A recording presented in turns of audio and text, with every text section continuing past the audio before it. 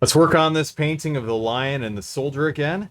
So in this video, we're going to block in the darker tonal values.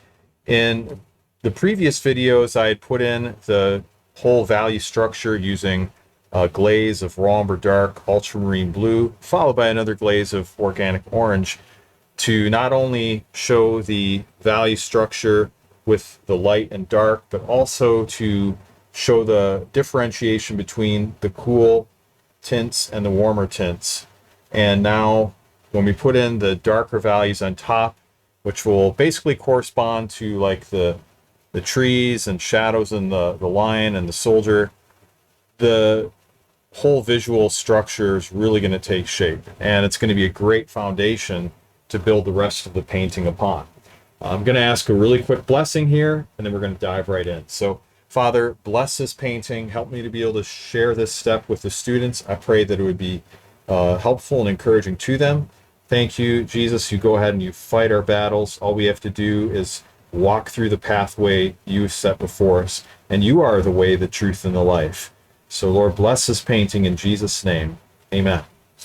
Okay, so I'm going to take a filbert brush. This would be a size, I don't know, maybe 3/8. It looks like a 3/8 filbert. And here are the colors we have: raw umber dark, burnt sienna, raw sienna, phthalo blue, ultramarine blue, alizarin crimson, naphthol red, organic orange, Indian yellow, titanium white, and matte medium to make the paint translucent. It's clear acrylic without any pigment. So let's go ahead and put in the value structure.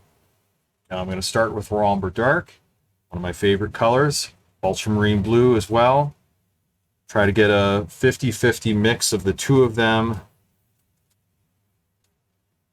and maybe just a little bit of alizarin crimson, although I always say little, but it's such a strong color. I almost always add too much, and then I have to pull in more ultramarine blue and raw umber dark to balance it out. That's okay. You mix those, you can really customize your own black, get something just kind of the way you want it. So this is what we've got. Now I'm going to add more matte medium into it. I slowly swirl that in. I don't mix into the whole dollop of matte medium because I want to be able to control the translucency. The more matte medium we add, the more translucent or semi-transparent it gets. Now this should be good right here. I need something that's going to work in all areas of painting, so I'm just going to add a little more umber dark just to warm it up a bit so it can work in some of those shadows of the lion as well. Right, that should be good. And now I want to show this to you on the white card so you can see what that glaze looks like over a black line, just in case, you know, it does get more opaque. You can see how it affects that. But you'll see the translucency really quickly with that black line behind it. All right, so what we'll do is start with the darkest values, kind of work our way out, and the larger areas, because we have more paint on our brush. If you try to work your brush into smaller areas when you have a lot of paint, it can often get a little messy. So I'm beginning with this tree trunk right here, and this is a kind of a tall pine, so it's just gonna basically be a straight line of color. And I can just use a firm amount of brush pressure and kind of go like that and just bring it all the way up, and then we can smooth it out if necessary, but generally something like that is gonna work pretty well. And then I'm going to add the next one to the left of that. And now notice I'm kind of fading it out as it goes towards the bottom because we've got flames there, and I don't want that to get too dark. So just add that in, then we'll go ahead and push in some of these other shapes as well. Okay, we've got one that kind of rises up here above the lion. Pop that in. And I'm using the side of the brush. So I turn my brush on its side like this. We have the thick part to get a broader stroke, turn it on its side, and then you can go upward like that, and it gets narrower. So it's a great way to stick with the same brush and keeps your paint flowing freely, saves you time, makes the process a lot more fun as well. I've got these branches, or I should say these limbs, kind of spaced at random intervals because when you're doing landscape paintings or landscape elements in your painting, you know, this is an allegorical or symbolic painting. Some might call it prophetic, as it has content and a meaning behind it. But anyway, with landscape paintings or landscape elements, people will often space trees and things all at even intervals because our brain is always trying to order our world. And you have to fight that tendency and instead make the thicknesses different, make the spacing different, because that's what you'll find in nature. Trying to emulate what things look like in real life. Okay, so now we've got that part done. And then we can now introduce some of this into this right side of the image.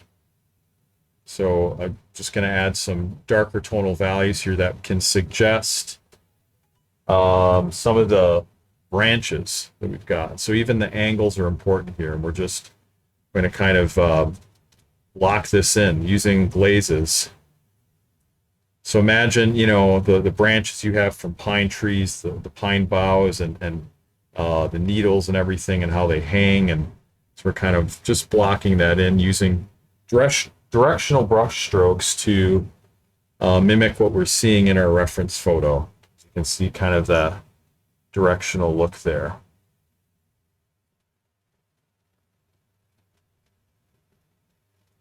I'm just continue to block this in. And then we just kind of fade this up to the top because it's a little bit lighter at the top. And so how do I fade that? I'm not adding white. Rather, I'm just allowing the amount of paint on my brush to be exhausted. This is what I call dry brushing, and using less pressure as well. If I squeeze the brush hard, I can get more paint to come out of it, but I'm just using very, very light pressure, and I'm controlling then how dark this is. So you see I'm getting a natural shading effect as it goes up to the top, and that's corresponding to what we have in the reference photo. Now we will continue. Now usually I paint more from left to right because I'm right-handed, but here I'm kind of reversing it because I started with this tree limb on the right side.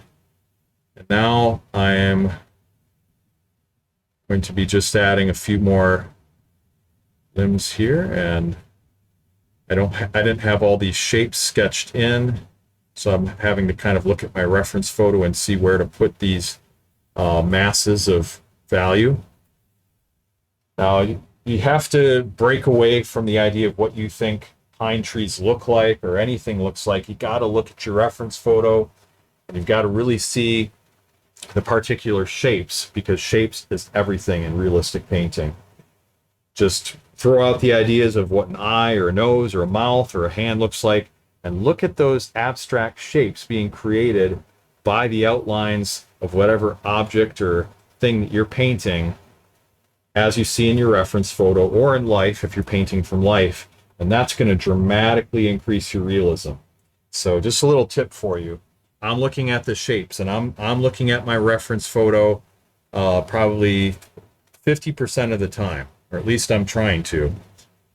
So I don't want to be looking at my painting so much. I want to be looking at that reference photo and painting what I'm seeing. In fact, I can keep my brush moving even as I'm looking at the reference photo, scanning back and forth. It takes a little practice to do that, but the more you do it, the easier it gets. It's kind of like a musician who's looking, they're not looking at their fretboard. You know, I play bass in my church's worship band, and I will often, you know, just be looking at my music, or I'll be looking up, or my eyes will be closed as I'm, you know, focusing on God, and, you know, I'm not always looking at my fretboard all the time. And it's the same thing here. You can can look at your reference photo as you're painting, really then paint what you see, not what you think you see. So again, we're just using these kind of short, choppy strokes here, and just blocking in these shapes. And we have a little opening right here, so I'm leaving that open there.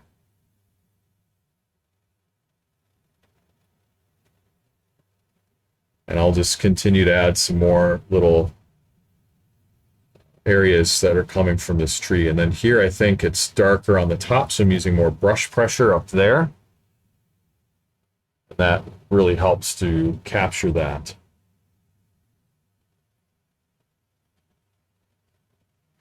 Okay, and I'll just break away the shape here, and now reload my brush.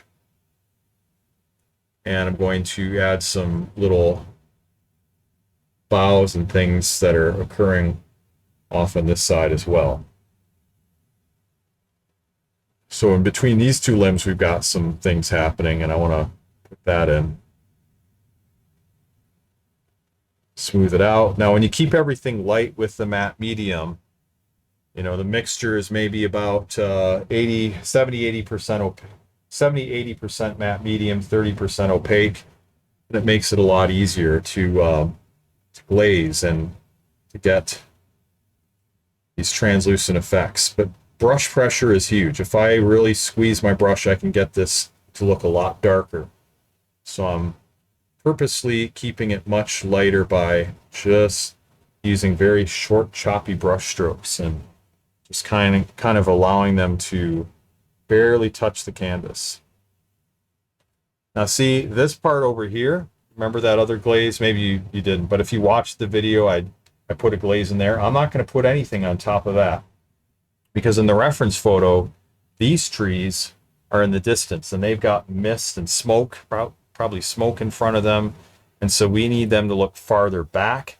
And so I'm not going to put anything on those areas at all.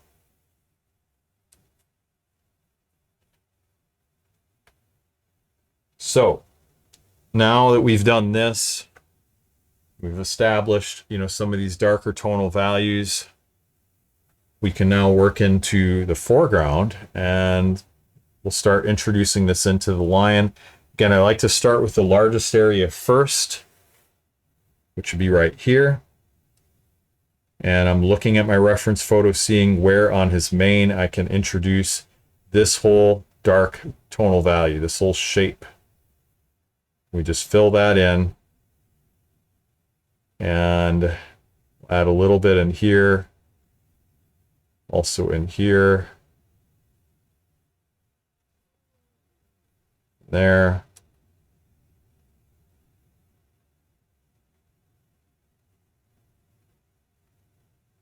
There we go. And then we're going to add a little bit up on the top using the thin part of the brush, just kind of blocking that in.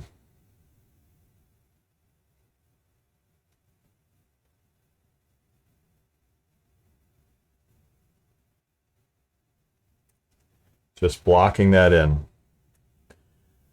Well, I hope you are enjoying this, and if you'd like to learn more of my technique, get a free downloadable guide. I've got some guides on skin tones and tonal values and shading. You can check that out at realisticacrylic.com. Also, it might not be there right when you're watching this video, but eventually I'll get it up there in the comments. You'll see a downloadable guide in the top comment where you can get a guide on how to make your skin tones better. That's called Fix Muddy Skin Tones in your acrylic portrait. Also, I have a guide on how to get accurate tonal values called the Value Checker tool. I'm not sure which one I'll have up there, but I'll have probably one of those two up there in the top comment. So be sure to check that out, get that free PDF downloadable guide, and that's going to help you in your portrait painting. So I am adding these little shadowed areas here. You know, again, we're kind of keeping that monochromatic look, but I'm trying to follow the dark values I'm seeing in the reference photo.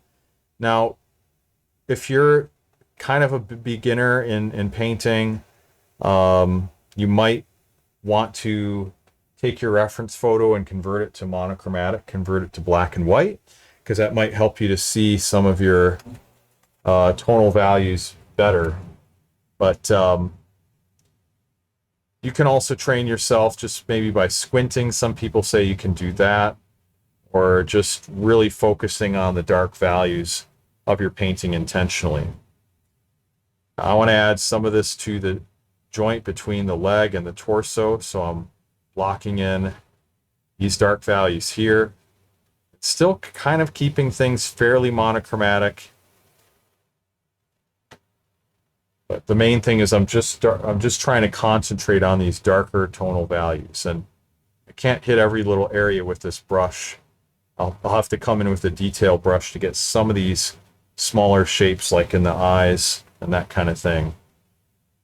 Now let's also work on the soldier. Put in some dark values for the beard, and in fact, what I might do is switch to my round brush at this point, just so I can now get in some of these smaller areas. So I've got a size 3 round brush that I'm now going to be using, I think, for the rest of this video. Let's load up the brush with this glaze, same glaze that we've been using all along. And let's go ahead and introduce that like into the areas around the eyes. Just darken them a little bit. Side of the nose can get a little bit darker. I can more accurately darken some of the areas in the mouth, you know, the gums and everything. And just keeping things very simple by using this glaze. And looks like we got this dark color going all the way around the eyes, and then even in the ears there's a little bit of that darker value, and I'm popping that in there, and we had that up here, and it looks like I missed an area because I probably should have used a different brush. So I'll have to come back in with some titanium white and fix that area. We'll put in a little bit right here. Got some darker areas needed to separate the side of the jaw. Now, we have to be careful not to overuse this color, because there's some places where, because this is more grayish, it's not going to work for the areas that need to be warmer in color, that have more yellow and brown in the mix. And there I have to leave off in those spots. But it seems to be working pretty well for the rest of this.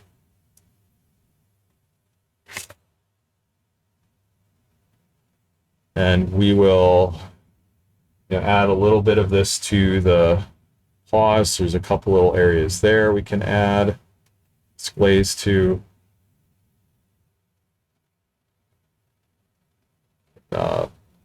Darken part of the side of the leg, and then maybe get a little bit of a darker value right there, although I have to be careful not to overdo it, because that color should be a little bit warmer.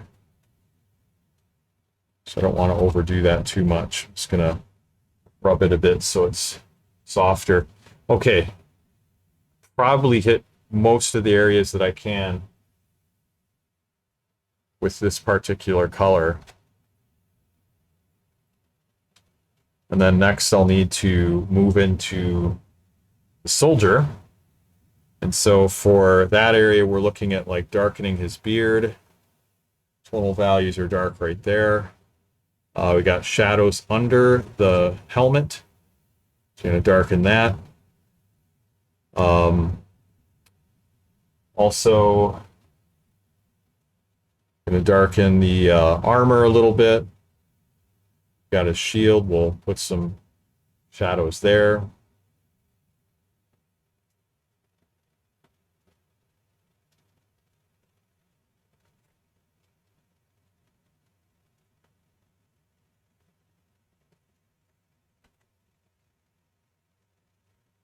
And then just kind of fill this in. This sash going across his chest is a very dark area, even though it's more of a red color. I'm just going to start it with this.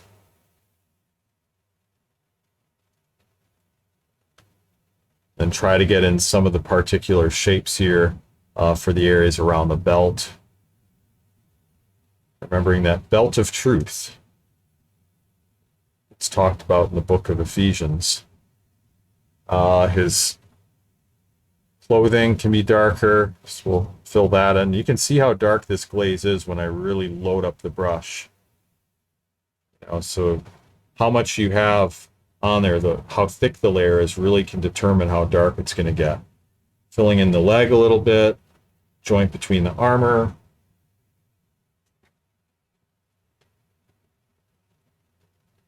Right in here.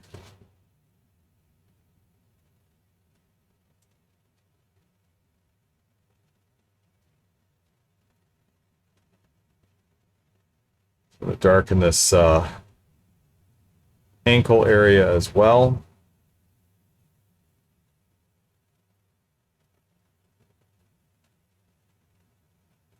And then they are casting shadows on the ground, and that's important to portray that.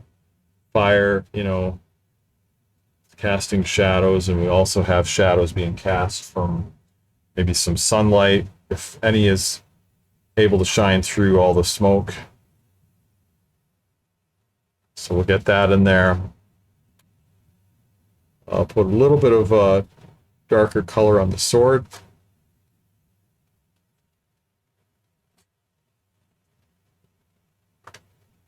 So you can see how that's working out. Just starting to really develop some of these differences in tonal value. This whole area too is quite dark, like this area of the cloak above the armor, filling that in as well. A little bit above the top of the helmet.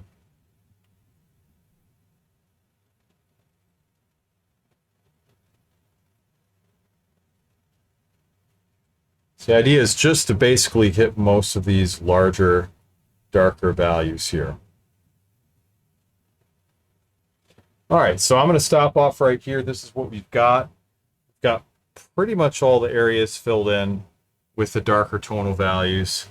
We could alternatively take that filbert brush and kind of fill in this area here, the midground, because that is a little bit darker as well.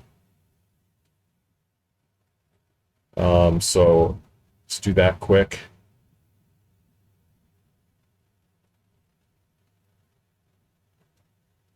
Just get a little bit of contrast here. That'll help the line to stand out better too. Just kind of block that in quickly. And maybe I can put just a little bit in the front as well.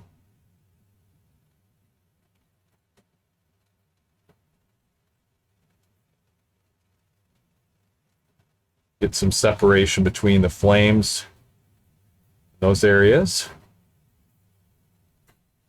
Try to keep the brush strokes pretty horizontal because it's got to, look like ground that's compressed visually, because we're seeing it at a perspective where there's going to be foreshortening. Okay.